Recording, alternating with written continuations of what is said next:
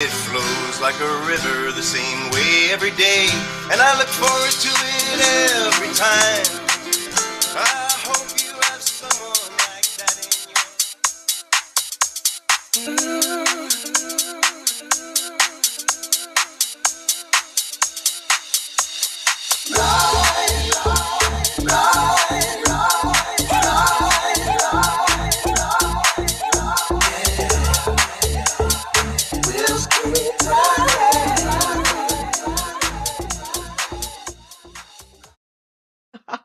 Welcome back to the second hour of Lovebabz Love Talk. I'm delighted this morning. Susan Clinard is one of my favorite people. She is a divinely talented artist. And I just got to know her in the last, I knew of her like everybody knows of luminaries. But I actually got to spend a little time with her in some spaces. And I just really just admire and dig her. Welcome, Susan Clinard. Thank you, Babz. I'm so happy to be here, and I adore you too. I really do. This is Adoration Day. Yep. So, Susan, you are a world-class sculptor and an artist and all these kinds of things, but you're not from New Haven. Nope. Where are you from? Born in Ohio and moved all over as a kid. Come from a big family. And wherever my dad got a better job, he's an engineer, worked at Ford, and we would just pick up and go. And I lived in North Carolina, I lived in Canada, I lived in many places in Michigan, Ohio. But I really call my home Chicago because that's where I was a young woman. I was there for 15 years. It's really where my sculpture took off. It's where my spirit felt grounded and blossomed, and where I met just I call it my home, basically. Even though I live in New Haven and I do love it, but Chicago will always be my home. Well, yeah, I mean, listen, all that deep dish pizza. Except for the pizza, New Haven's way better. Yay! Better. Yay! So, Susan, when did you know you were an artist? Did you grow up in an artistic family? Like, were you given crayons and things to play with? Like, when did you know that you had this ability? I was always making things as a kid. Like, I'll never forget, there were 6 of us, so my mom would just throw us in the backyard and just let us have at like whatever. And I remember making mud pies and we didn't have a lot of money, so it was always like figure out what to do. And so it was always inventive play. I remember making dolls, like paper dolls. And it was like the only attention I ever got from teachers growing up, like, oh, you're good. You're good in art, because I wasn't like the best student. But I mean, so it kind of gave me my heart a little thump that I knew, like, oh, wait, I got something a little special. I think when I was 19, I took my first sculpture class and I touched that clay, and I know this sounds melodramatic, but it was like, holy mother of mother. Like, I get this. Like, it felt good. There was this like immediate, like, oh, okay. And, to this day, I just got the goosebumps because it was that real. It was that like an awakening experience. So, I mean, I knew I was an artist as a little person. I didn't get my degree in art when I went to school, but I just kept on making and making. And then, What did you get a degree in? Anthropology. And like sociology. It was like I did a lot of work with women in prison. I went to University of Michigan. So I knew I loved people so much, and I love making art so much, but no one was ever there as in my life as a young person to say, you can do this. You actually could try to make a living as an artist, but no one was there. And I think that's why I continue to try to give back today, because those little voices, even if it's from someone you don't necessarily know all that much, to hear that it is yet another way of understanding this world and validating how you absorb this world is a very real thing. And not a lot of young people have access to hearing from people who are really trying, eking out a living trying to do this. So, Mm. yeah. So tell me about your very first exhibition. Oh, okay. This is really funny. So it was in college, and okay, I'm going to try to be as appropriate as I possibly can on air. But I had my first sweetheart, and I was like, oh, I think I'm going to do a life-size torso. But he couldn't pose nude because it was that kind of college. You had to be conservative. So I had to imagine all what's underneath the shorts, if you know what I mean. And let me just say, it was particular position that when my mom, bless her heart, when she came to see the exhibition and that torso was put up on a pedestal, so your eye level was coming in at like the crotch level, she's like, oh, that's very interesting. She was trying to reserve, but I mean, I think about it now, I'm in hysterics because I'm like, oh, mama, what she must have thought. Anyway, so boom, there it is. I've got this big old torso of this young man who's a little excited. Let's just put it that way. Didn't know, really. I didn't know. And I had a couple portraits in there, and people came up and they just I just remember feeling really good because it's the first time in my life I had some sense of uniqueness, and my voice was starting to come out. So, So now, so you're a painter, a sculptor. What else? Well, I don't know if I'd call myself a painter. I try. I don't understand color. I mean, I do collage work. I work with tons of mixed media. I mean, I would say I'm pretty much a sculptor who also enjoys trying to paint. I think I'm not a legit painter by any means. Yeah. All right. So becoming an artist, a working artist to get paid for your work, when did that begin? Like, do you remember the first piece you ever sold? Yes, I remember. So I was a social worker in Chicago working with 2 agencies that's under the foster care system. And when I finally kind of burnt out from that, I decided to try to do this art thing full time. And I remember there was this Russian lady. I can't remember how she found out about my work. But my little apartment in Chicago was filled. Every surface had little sculptures, and it was crazy. People would come in like, what is this place? So she came in and she bought this little figure like this and another little piece.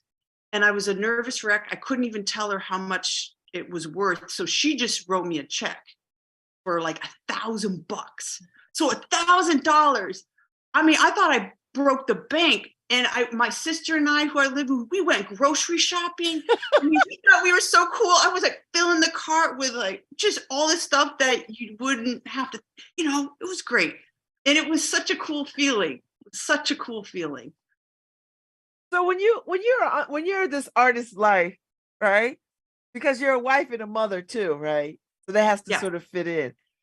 Did you have doubts, Susan? Like, did you doubt your ability? Did you doubt that this was the calling? Did you doubt that you could really make some inroads in this life? There's no question that I was an anxious, nervous wreck a lot. I mean, I shouldn't say a wreck, but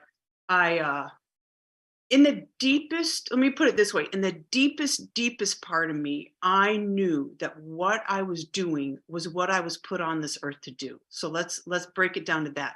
And as a young woman, having children and like, depending on the gig economy, so to speak, where you don't know where your next paycheck's going to go, to how to pay your studio rent and everything, there has to be such a internal strength to listen to yourself and cancel out all that outside noise, where there's a deep trust.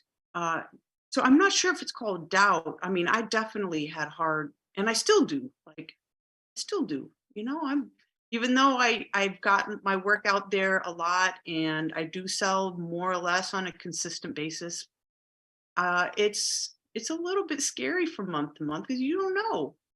I don't have any gallery that represents me exclusively. I'm just kind of hustling on my own terms, but I get to be free in that. Mhm. Nobody's And telling me, talk a oh, little bit about that, because I hear artists talk about that kind of freedom, and give me some sense of what that means. well, for one thing, here's something that I hear on a regular basis. Some artists say they let's say they make this series of work and the gallery says, oh, those are beautiful, keep making those, right? So they keep making that, or they themselves feel like they need to keep in that line. Before you know it, and maybe even you're really truly unaware, sometimes as artists we begin creating to feed the machine, to feed what originally we got Oh. attention for, or what paid the bill, what sells. And so what happens, again, consciously or unconsciously, is um that part of you, that open, free, like experimental part of you, begins to close up a little bit. And that's to me a kind of a sadder place to be as a creative spirit, because when you're like, hey, I'm 50 years old, and every year I'm like, oh man, I just figured out a new way to do something, or like, oh, I'm going to try that material, and it makes my work different. And sometimes it doesn't work, sometimes it really works, and I'm like, thank you God for like thank you that there's that freedom. And it sounds like, oh, this, what a privilege. It is a privilege. Like living this life is ridiculously amazing. And he was like, oh, she's married and her husband pays the mortgage. Well, let me just tell you, I was a sculptor way before I met my husband back in Chicago. I was paying my own rent, doing my own thing on a sculptor salary, teaching a lot, which balances out the stress of trying to sell your work. I taught a lot. And we fell in love, we got married. He's a nerdy scientist, and we moved here. And yeah, And he does pay it's mortgage. French. Yep. Yes, And- you're very French. and very good looking. Well, I'll let him know that. Yeah, let him know. Let him know I admire him from afar because he is good looking. That's funny. Like, woo! So anyway. Well, look, he called me back in the day in Chicago because he took my sculpture class. And really? He made a call ahead of time. And he goes, I would like to know what sculpture tools to bring to the class. And I was like, ooh, he sounds good. But then when he walked in the sculpture room, I was like, oh, mama. And he's good looking, and he's, kind of smart. And well, that kind of sealed the deal. I love that. I love the way that you occasionally make fun of him. In such a very lovely, loving kind of way. He can't wait to meet you, Babz. He says the way he says your names, he goes, so is this Babz? Are you going to talk to Babz? I'm like, yeah, Babz. Anyway, spoken like, spoken like a true Frenchman. I love to hear it. Listen, I never tire of it. So you find yourself in New Haven. What's it like? Is this a creative place for you? Do you feel like this is an artist town? Do you feel like like you can create here? I mean, you are creating here, but does it give you enough of that energy that you're like, okay, I got a tribe of a community here? Yeah, I feel that way in the last 5 years in particular. I love New Haven's amazing. New Haven's beautiful. But I'll tell you what, when I first moved here, I was a sad lady. You have young kids and you're in this bubble. I was in East Rock. I'm like, where's everybody else? Like, coming from a big city, you're like, what is this? Or, if you're too locked into the Yale's part, you're like, what And I was like, oh, if I need to see New Haven, I need to get my butt out and and figure it out. And I tell this to people who come to New Haven, relocate to New Haven all the time. Like, don't sit around thinking someone's going to be coming to you. Like, you go out and figure out the beauty of this city and the diversity of this city and all this city has to offer. So I remember working with Iris right away, the refugee resettlement program, almost immediately, and that was mind-blowing, beautiful. And then I started slowly kind of teaching. I taught at LEAP, adolescent girls, like summer program, and just tried to slowly figure out how the rest of this beautiful city, and so here we are today, 2023. I feel very appreciated. I feel inspired. I think that we're in a flux with our arts institutions right now. Things are changing, things are on hold. That feels a little bit sad to me, but also hopeful. Yeah, there's a lot of change. I think everyone's a little nervous. We just found out there's no open studios this year. So if you want to do it, you have to do it on your own. Like, artists have to pretty much figure it out for themselves. And do you think that'll happen? Oh, that's a good question. I think like a Rector Square, since it's such a big, massive place with, I don't know what, 400 artists, if they do it well and they put the time into it, they'll probably organize themselves pretty well. I think it's going to be difficult for other places that, here at the Eli Whitney Barn, I know Linda Minkin's daughter. She's going to do an open studios with Hamden, kind of arts alliance in Hamden. So it'll be all kind of Hamden artists that will be in the barn. Karima, because she's the right. town clerk for Hamden, right? And my sorority sister, and her mother is crazy talented. Beautiful. Love her spirit, love her work. She's the real deal, because nurses are one of my all-time favorite kind of people in this world. So she's got that layering of her history as a nurse and as an artist, as a mother. She's the most humble. She's just lovely. She's a really, really wonderful person. I agree. I adore her. So yeah, and I'm gonna have her on too. I just gotta get her warmed up to it, right? Like she's so okay, Susan. So you found a community here. You're doing your art. I saw the piece that was done. You got some good press around the Sandy Hook piece that you did, or the piece in remembrance of Sandy Hook, and talk a little bit about what moved you. Like how did you say, I have to do something for this? Because that, for me, I'm still in that space. Like, I mean, we've had a gazillion shootings since, but for me, I'm still struck how that wasn't enough of a tragedy to move people's hearts and minds, do something around gun control. Like, I'm still stuck in that space. Like, we've had a bunch of school shootings since, but for me, that's where I live at the moment. I still live there. Talk to me about what moved you. What did you hear? Did God speak to you? Like, what did you know about this? Well, I will 100% agree with you on everything you just said. I still live there too. And the short story is, I was in my studio. My son, who's now 18, was just a year older than the little ones who were killed that day. So I'm in that space as a mother too. Like, oh, these are babies that are my baby's age. And it's like, can't even begin to wrap your head around it, right?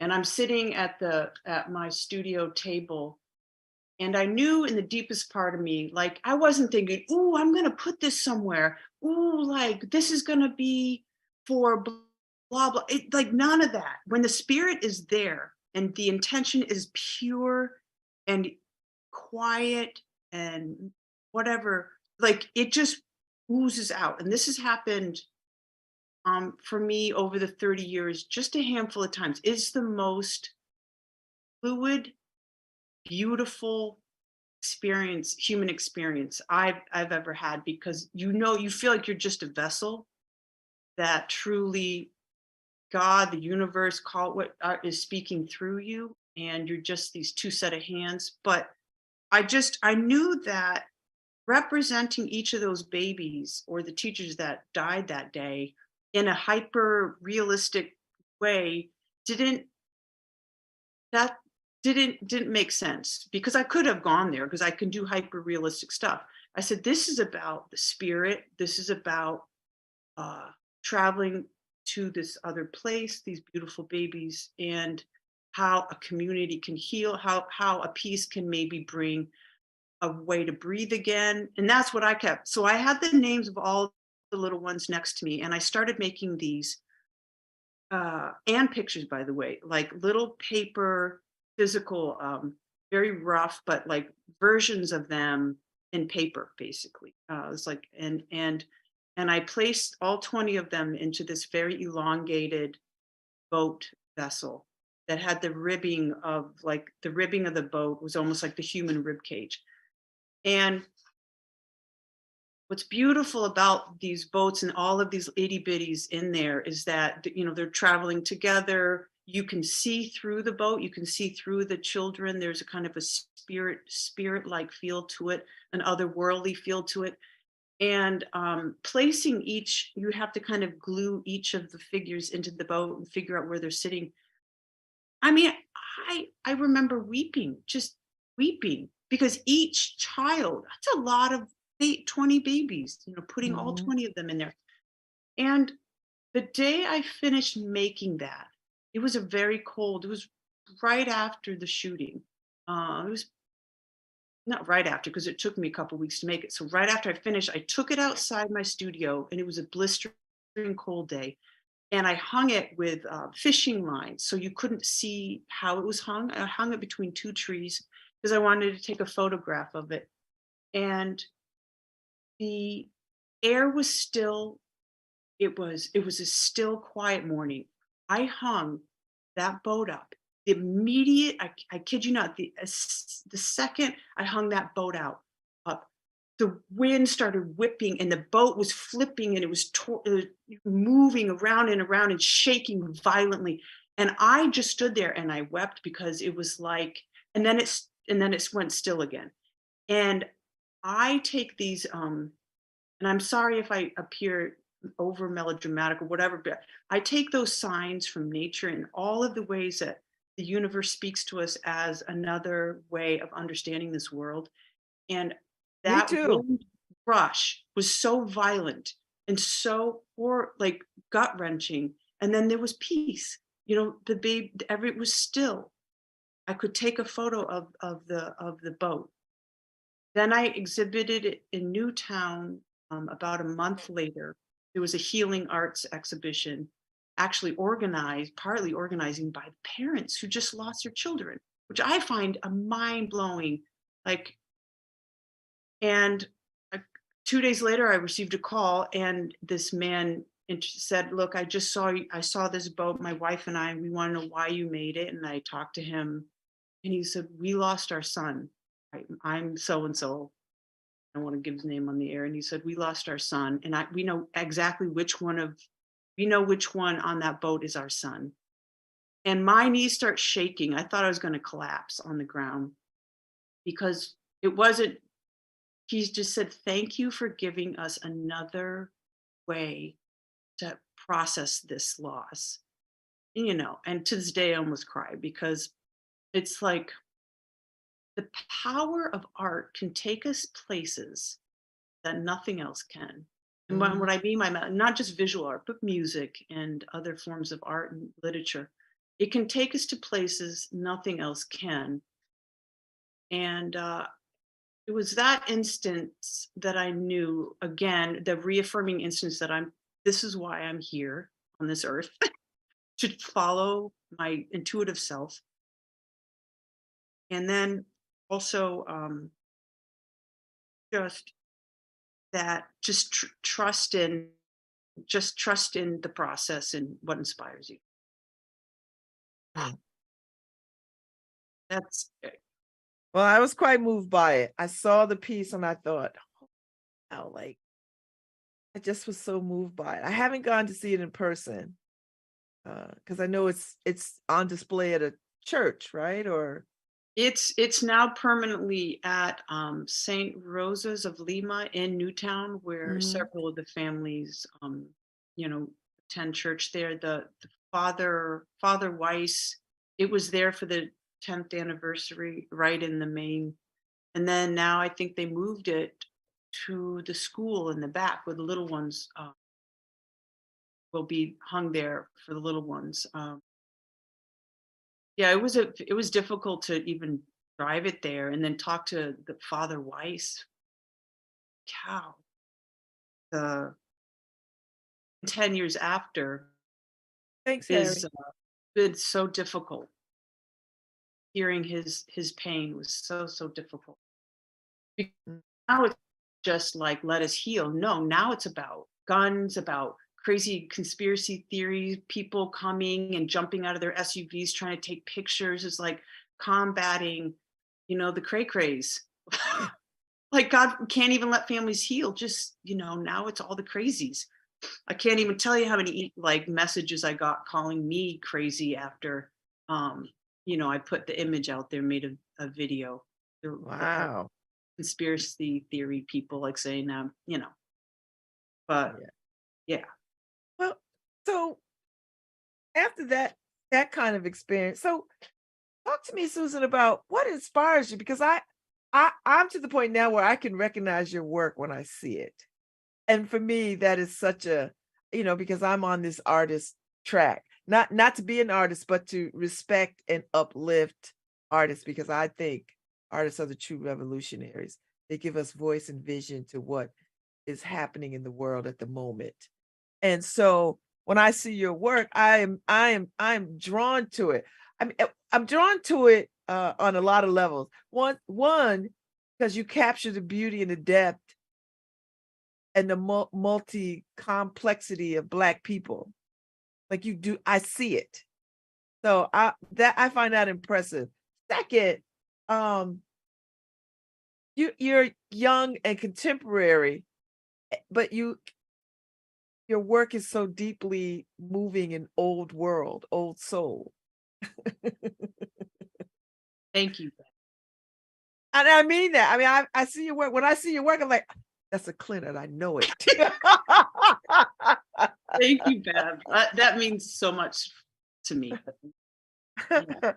Yeah, I've been referred, my work has been referred to as both contemporary and timeless in that, there's an oldness to it. There's an old feeling to it. And um, some I struggle with that, with being a figurative artist.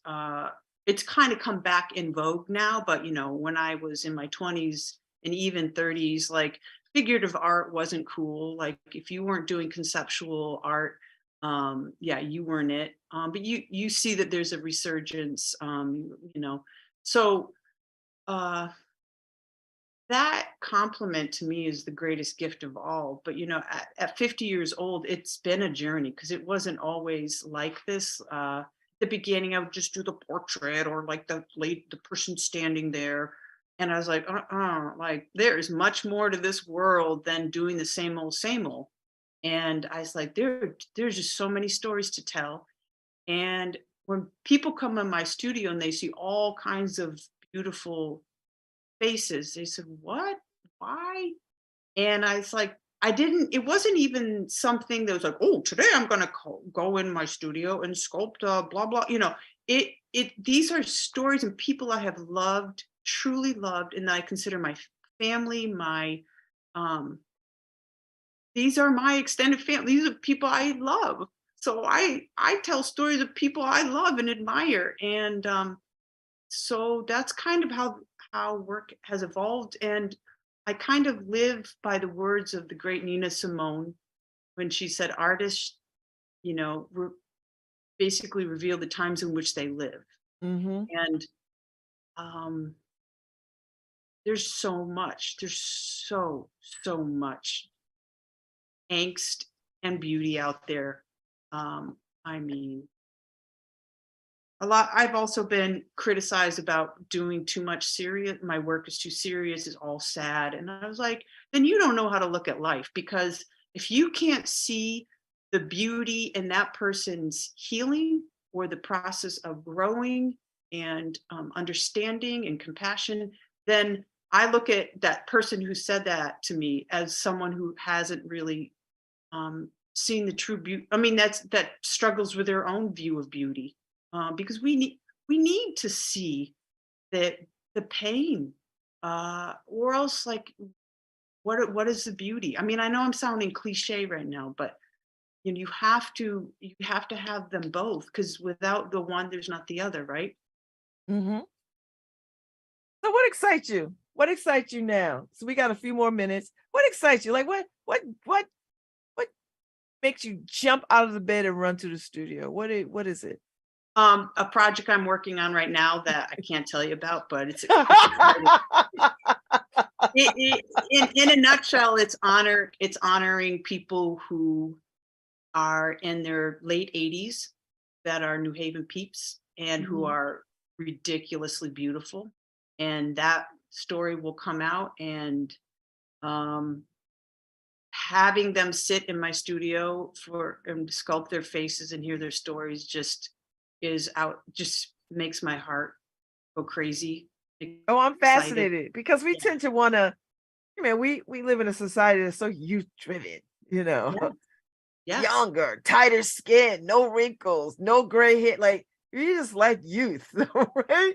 So I'm fascinated by that you capture people at that, because like 80 is like the new 60, right? Like like people are doing all kinds of amazing things at late in the late latter part of their lives. And I don't think we do enough to celebrate that or capture That's that. true. And even and I always find it interesting too, is that sometimes we as a society, we don't honor and recognize our older, especially those that have given back so much in communities and in their art form or whatever, until they've passed on, because there has to be so many meetings to talk about it. And how are we going to do this? I was like, they're living right now. Let's do it now. They can feel it. They can, like now. Uh, I don't know. It's just, I don't know. Yeah. So that's exciting. You're exciting, Babs. You are inspiring. I'm like, this woman's Girl. getting out constantly. Her spirit is full. She is you're an inspiring human being. And I just, yeah, I I appreciate us getting to know one another. And I feel like New Haven had this other like whole like layer of onion skin that peeled away in the last couple of years, of beautiful people like yourself that I've met. So Well, that's very kind of you to say. I'm such a fan of you and your work. I'm gonna make my way to your studio because please. I want to walk in there and feel all the things. And yes, the Clinard Sculpture Studio.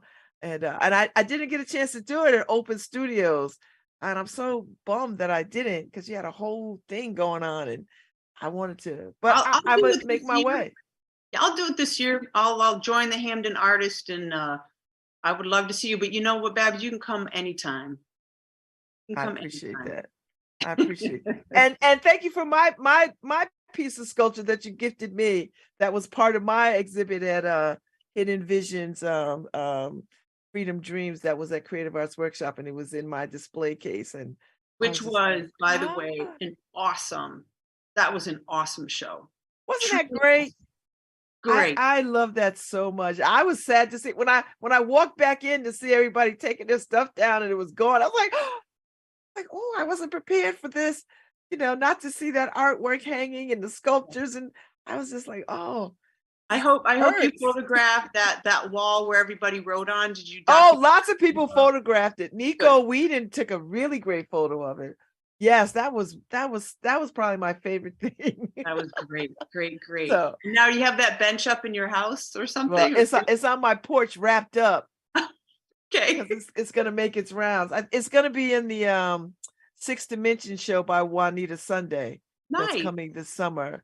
I'm gonna put it in her exhibit because this thing can't. I don't got no space in my house. It's got to big. keep moving. Big. Yep. So, Susan, it was such a joy and a delight to have you as my guest this morning. Thank you, Babz. I really, really appreciate it. And hope you have a beautiful, like the sunny day. You get out and enjoy the sun. I am. I'm gonna do my best before it rains. Yep. But that's all right. Thank you, Susan Clinard. I will see Thank you you. soon. All right. Bye-bye. Bye. Thank you, Harry Rose. Thank you, Paul Bass. I'm out. I'll be back tomorrow. Y'all make it a good day. Don't hurt nobody. I'll see y'all soon.